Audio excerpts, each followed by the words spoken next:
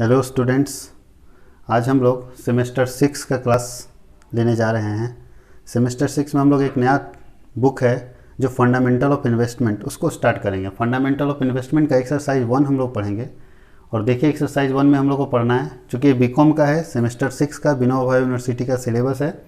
वहाँ fundamental of investment जो book है उसमें पहला चैप्टर है इंट्रोडक्शन ऑफ इन्वेस्टमेंट। हम लोग ये देखेंगे कि इन्वेस्टमेंट होता क्या है।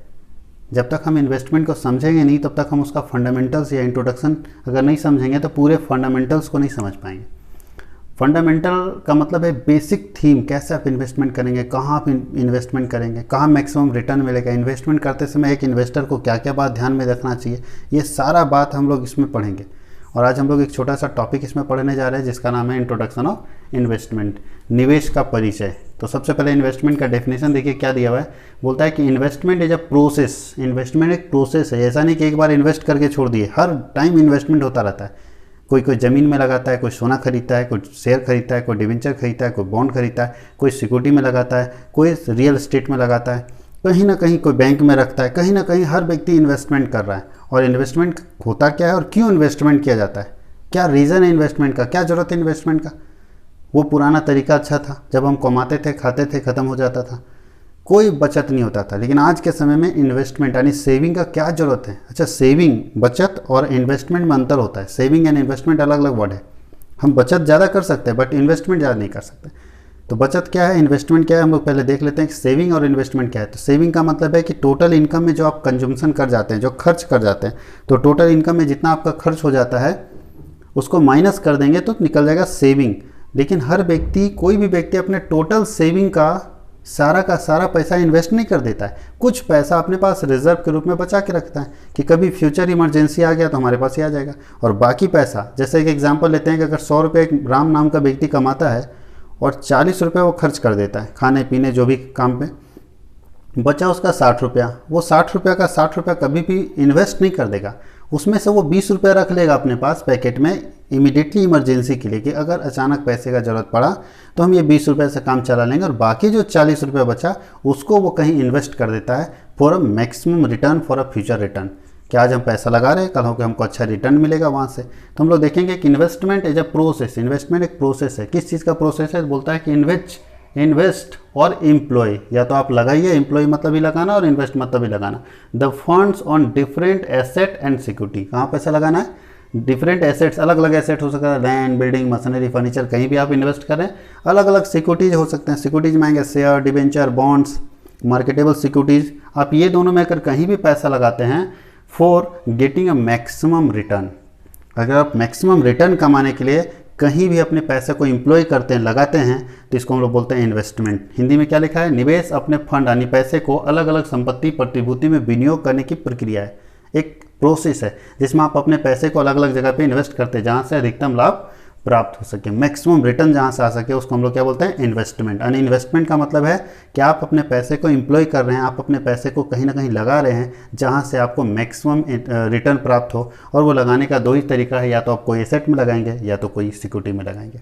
अब हम देखते हैं दूसरा कि फीचर्स ऑफ इन्वेस्टमेंट। देखिए इन्वेस्टमेंट का फीचर्स क्या है, फीचर्स ऑफ इन्वेस्टमेंट क्या फीचर्स है, कैसे हम जानेंगे कि हमारा जो पैसा लगा हुआ है वो इन्वेस्टमेंट कहलाएगा कि नहीं कहलाएगा। कहीं वो सेविंग को तो हम इन्वेस्टमेंट नहीं समझ, बहुत लोगों में ये कन्फ्यूजन भी है कि लोग सेविंग को इन्वेस्टमेंट समझ लेते हैं, जबकि ये गलत है। सेविंग और इन्वेस्टमेंट में बहुत डिफरेंस है। तो देखेंगे कि इन्वेस्टमेंट आखिर क्या होगा, उसमें कौन कौन से फीचर्स होंगे इन्वेस्टमेंट में। तो हम लोग सबसे फर्स्ट देख रहे हैं कि फीचर्स में इन्वेस्टमेंट जहाँ आप करेंगे वहाँ रिस्क होगा। जहाँ भी आप अपना पैसा इन्वेस्ट करते हैं वहाँ सबसे पहला फीचर है रिस्क होगा, क्योंकि बिना रिस्क का इन्वेस्टमेंट नहीं होता। और रिस्क के साथ क्या होगा, रिटर्न भी तो मिलेगा। यानी हम अपना पैसा अगर 1 लाख कहीं लगा रहे हैं तो वहाँ से हमको रिटर्न मिलेगा, हमको फ़ायदा मिलेगा वहाँ से, तभी वो इन्वेस्टमेंट कराएगा। एक एग्जांपल लेते हैं कि अगर हम अपने दोस्त को 1 लाख रुपए उधार देते हैं और वो कुछ दिनों के बाद हमको वापस कर देता है, तो ये इन्वेस्टमेंट नहीं होगा, कि उधार दिया, हम हेल्प किए उसको, और हेल्प करने के बाद वो हमको कुछ एक्स्ट्रा नहीं दे रहा है। 1 लाख हमसे लिया और 1 लाख हमको वापस कर दे रहा है, तो यहाँ कोई इन्वेस्टमेंट इसको नहीं कर सकते हैं, क्योंकि यहाँ कोई रिटर्न नहीं है। तो सबसे इंपॉर्टेंट चीज़ है, जहाँ रिटर्न नहीं होगा वहाँ इन्वेस्टमेंट नहीं होगा, इसलिए रिस्क भी होगा, रिटर्न भी होगा। अच्छा, तीसरा बात है सेफ्टी। हम लोग सेफ्टी को ज़्यादा फोकस करते हैं। सेफ्टी का मतलब है कि जहाँ हम पैसा इन्वेस्ट करें वो मेरा पैसा सेफ रहे, सुरक्षित रहे। वैसे जगह पे हम इन्वेस्टमेंट चाहेंगे तो इन्वेस्टमेंट के लिए सेफ्टी बहुत इंपॉर्टेंट चीज़ होता है कि हम कहाँ पे पैसा सेफ रखेंगे। तीसरे के बाद चौथा पॉइंट है लिक्विडिटी। लिक्विडिटी का मतलब है कि हम जब चाहें पैसा निकाल सकते हैं। देखिए बहुत लोग एफडी नहीं करते हैं, क्योंकि एफडी में तीनों चीज़ें, रिस्क आपको कम मिलेगा, रिटर्न अच्छा मिलेगा और पैसा भी सेफ है। रिस्क कम है, रिटर्न अच्छा और पैसा भी सेफ है, फिक्स डिपॉजिट जो बैंक में हम करते हैं। लेकिन फिर भी बहुत लोग देखेगा, और हमारे आपके घर में भी मैक्सिमम लोगों को देखेगा, फिक्स डिपॉजिट नहीं करते। फिक्स डिपॉजिट इसलिए नहीं करते हैं क्योंकि वहाँ लिक्विडिटी नहीं है। उनको लगता है कि आज मेरे पास पैसा है, लेकिन कल हो के जब हमारे पास पैसे की कमी होगी, अचानक पैसे का ज़रूरत पड़ जाएगा, हम कहाँ से लाएंगे? क्योंकि हम ये पैसा जो है वो 10 सालों के लिए फिक्स कर दिए, तो हमको पैसा तो 10 साल के बाद ही मिलेगा। ये उनके मन में एक कॉन्सेप्ट रहता है जिसको हम लोग बोलते हैं लिक्विडिटी। अगर फिक्स डिपॉजिट में बैंक ये दे दे ऑप्शन कि आप एफडी कर दीजिए और आपको जब जरूरत होगा पैसे को निकाल लीजिए, उस समय तक आपको इंटरेस्ट जोड़ के मिल जाएगा, तो लोग पैसा निकल लगाना शुरू कर देंगे। लेकिन बैंक में ऐसा सिस्टम नहीं है, इसलिए लिक्विडिटी नहीं होने के कारण लोग एफडी की तरफ से, एफडी से दूर भागते हैं, एफडी नहीं करवाते। तो हम लोग को सबसे इंपॉर्टेंट चीज़ ये देखना है कि इन्वेस्टमेंट में लिक्विडिटी होनी चाहिए कि हम जब चाहें तेज़ी से इन्वेस्ट कर सके, तुरंत हम बेच सके। बहुत सारा ऐसा जगह है जहाँ पैसा लगाएंगे आपको रिटर्न भी मिलेगा, कमाइएगा भी, लेकिन ये कमी है। इसलिए वहाँ लोग डरता है कि हम यहाँ पैसा लगाएंगे तो लिक्विडिटी नहीं है, तुरंत हम नहीं बेच पाएंगे, अगर अचानक पैसे की ज़रूरत पड़ा तो हम नहीं बेच पाएंगे। इसलिए ऐसे जगह पर इन्वेस्टमेंट करना चाहता है जहाँ लिक्विडिटी हो, हम जब चाहें पैसे को निकाल सकते हैं। और बहुत सारे लोग तो टैक्स बेनिफिट के लिए भी इन्वेस्टमेंट करते हैं। टैक्स बेनिफिट का मतलब है कि आप, ये चार तो है ही अपने जगह पे, अगर आप टैक्स पेयर हैं, आप टैक्स पे कर रहे हैं, तो आपको इनकम टैक्स में डिडक्शन के लिए, एटीसी में छूट के लिए आप इन्वेस्टमेंट करते हैं। जैसे एलआईसी में लोग इन्वेस्टमेंट करते हैं क्योंकि वहाँ 1.5 लाख रुपए तक का डिडक्शन मिलता है। तो ये डिपेंड करता है कि आपका जो है इन्वेस्टमेंट करने का पर्पस क्या है। तो बहुत सारे लोग जो इन्वेस्टमेंट करते हैं वो ये चारों को इग्नोर करके, उनका मेन पर्पस होता है, मेन मोटो होता है, मुख्य उद्देश्य होता है कि हमको टैक्स बेनिफिट लेना है, इसलिए वो इन्वेस्टमेंट करते हैं। अब हम लोग नीचे देखेंगे कॉन्सेप्ट ऑफ सिक्योरिटीज़। देखिए हम लोग सिक्योरिटीज़ की बात यहाँ कर चुके थे, हम लोग डेफिनेशन जब देख रहे हैं वहाँ सिक्योरिटीज़ की बात कर चुके हैं। सिक्योरिटीज़ होता क्या है? तो सिंपल है कॉन्सेप्ट ऑफ सिक्योरिटीज़ में। सिक्योरिटीज़ आज तक हम लोग जो भी पढ़े हैं वो सिक्योरिटी में यही 5 चीज़ हम लोग पढ़ते हैं। शेयर होता है, बॉन्ड होता है, डिबेंचर होता है, स्टॉक होता है, मार्केटेबल सिक्योरिटी होता है।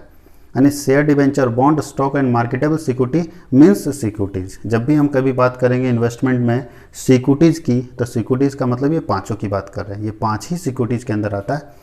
अब हम लोग देखेंगे तो ये सिर्फ आपको नाम याद रखना है कि कौन कौन सिक्योरिटीज़ के अंदर कवर्ड होते हैं। अब हम लोग देखेंगे पर्पस ऑफ इन्वेस्टमेंट, क्यों हम पैसा लगा रहे हैं, क्या पर्पस है पैसा लगाने का, क्यों हम इन्वेस्टमेंट कर रहे हैं। तो ये पर्पस जो है, निवेश करने का उद्देश्य जो है वो पहला है रेगुलर इनकम। हम रेगुलर इनकम कमाना चाहते हैं, इसलिए हम विनियोग करते हैं, इसलिए हम पैसा लगाते हैं। मैक्सिमम अगर हमको इनकम मिले, मैक्सिमम रिटर्न मिले, इसलिए लोग पैसा लगाता है, कहीं ना कहीं इन्वेस्ट कर देता है कि हमको वहाँ से रेगुलर इनकम मिलता रहे विथ इंटरेस्ट, जिसको लोग, या हम इंटरेस्ट के रूप में बोले या प्रॉफिट के रूप में बोले। कंपनी में लोग शेयर खरीद लेता है, उसको रेगुलर इनकम मिलना चाहिए, साल में उसको प्रॉफिट मिलता है जिसको हम डिविडेंड बोलते हैं, लाभांश बोलते हैं। अगर हम कहीं किसी को लोन दे दिए तो वहाँ से हमको इंटरेस्ट मिलता है। दूसरा क्या है, higher rate of return, return maximum होना चाहिए। हम वहीं पैसा इन्वेस्ट करते हैं और हमारे इन्वेस्टमेंट का पर्पस ये होता है कि हमको ज़्यादा से ज़्यादा पैसा मिले, ज़्यादा से ज़्यादा रेट से हमको पैसा मिले, वहाँ हम इन्वेस्टमेंट करते हैं, वो हमारा उद्देश्य है। तीसरा उद्देश्य क्या होता है, मिनिमाइजिंग टैक्स लायबिलिटी। हम इसलिए भी इन्वेस्टमेंट करते हैं, इसलिए मेरा इन्वेस्टमेंट होता है कि टैक्स हमारा कम से कम लगे, कम से कम कटे। जो बहुत जगह पे टैक्स बेनिफिट है, टैक्स बेनिफिट 80C में है, 80D में है, 80DD में है। तो बहुत सारे टैक्स आपके इनकम टैक्स वाले में बहुत सारे सेक्शन ऐसे हैं जहाँ टैक्स बेनिफिट मिलता है। बहुत सारे लोग इन्वेस्टमेंट वहाँ इसलिए करते हैं। जैसे LIC में इन्वेस्टमेंट कीजिए, 1.5 लाख रुपये तक का टैक्स है, बेनिफिट है, पूरा का पूरा टैक्स छूट है।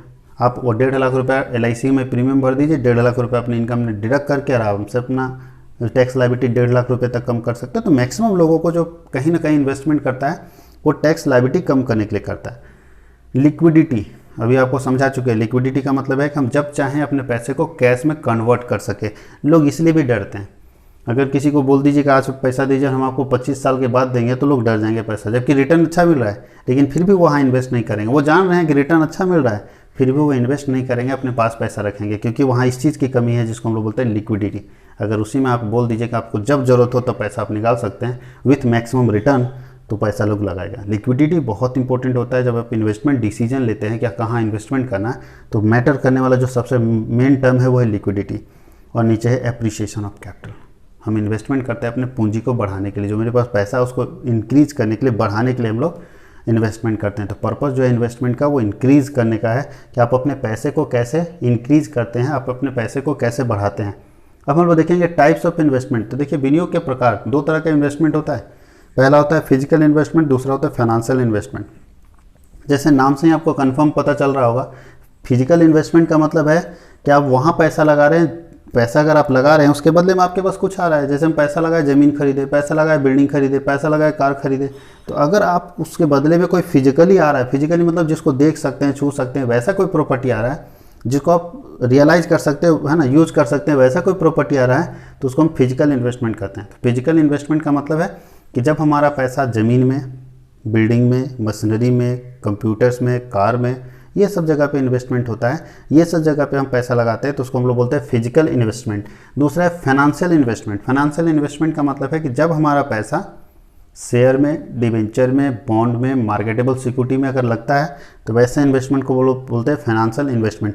फाइनेंशियल इन्वेस्टमेंट में केवल आपको एक सर्टिफिकेट मिलेगा। बैंक में आप एफडी कर दीजिए, फाइनेंशियल इन्वेस्टमेंट, एलआईसी करवा लीजिए, फाइनेंशियल इन्वेस्टमेंट, शेयर खरीदिए, फाइनेंशियल इन्वेस्टमेंट। यहाँ कुछ भी नहीं मिलेगा, सिर्फ एक सर्टिफिकेट मिलेगा, और वो सर्टिफिकेट ही आपका इन्वेस्टमेंट का प्रूफ होता है। इसलिए ऐसे इन्वेस्टमेंट को हम लोग बोलते हैं फाइनेंशियल इन्वेस्टमेंट। यहाँ तक हम लोग पढ़ लिए।